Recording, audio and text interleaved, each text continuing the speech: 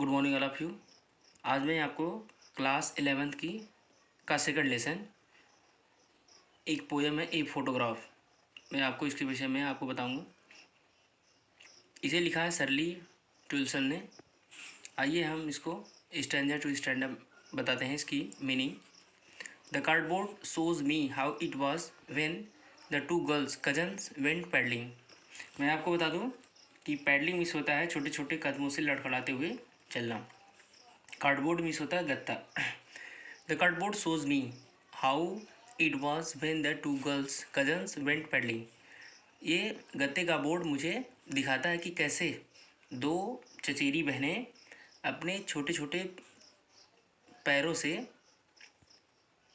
लड़खड़ाते हुए गई, पैडलिंग मतलब लड़खड़ाते हुए वेंट में गई।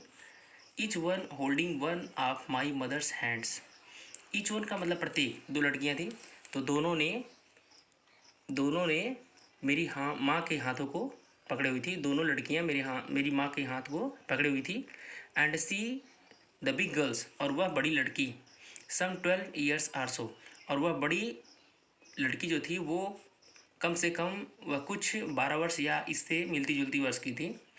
All three stood still to smile through their hair at the uncle with the camera. और वो तीनों लड़कियां कैमरा लिए हुए अपने चाचा के सामने, कैमरा विद द कैमरा मतलब कैमरा वाले, या uncle with the camera, camera लिए हुए अपने चाचा के सामने अपने बालों को बिखेरे हुए फ़ोटो खिंचाने के लिए मुस्कुराते हुए शांति से खड़ी थी। अब वहाँ पे बाल बिखेरने का मतलब कि हवा का झोंका, समुद्र के किनारे हवा का झोंका बहुत तेज़ है, हवा का झोंका बहुत तेज़ है और इस हवा के झोंके से उनके बाल बिखर रहे हैं, उनके चेहरे पे आ जाते हैं। A sweet face my mother's that was before I was born. एक प्यारा सा चेहरा मेरी माँ का था। That was before I was born, मेरे जन्म के पहले मेरी माँ का चेहरा बहुत ही सुंदर था, प्यारा था। And the sea which appears to have changed less, और वह समुद्र, वह सागर जो कम बदला हुआ प्रतीत होता है। Washed their terribly transient feet, जो उनकी बहुत कमज़ोर पैरों को भिगोता है। तो मतलब वो तीनों बहनें समुद्र के किनारे खड़ी हुई हैं तो समुद्र की लहरें उनके पैरों को धुल रही है। सम 20-30 ईयर्स लेटर, कुछ 20-30 साल बाद, said loaf at the snapshot, वह स्नैपशॉट को, वह फोटो को देखकर हंसेगी। सी बैटी एंड डॉली सेड से, और वह बैटी और डॉली से कहेगी।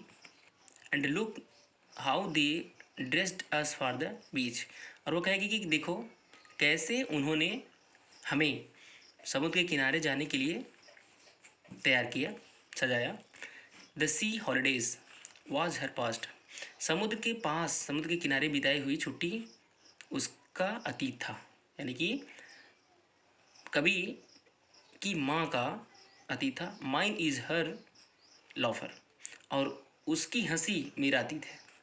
Both wry with the laboured ease of loss, wry मिस होता है एक साथ खुशी व निराशा, कि मतलब दोनों अपनी मेहनत से प्राप्त सुविधा और नुकसान से, दोनों अपनी, लेबर्ड मतलब मेहनत, दोनों अपनी मेहनत से प्राप्त सुविधा और नुकसान से खुशी भी हैं और साथ ही साथ नाराज भी हैं।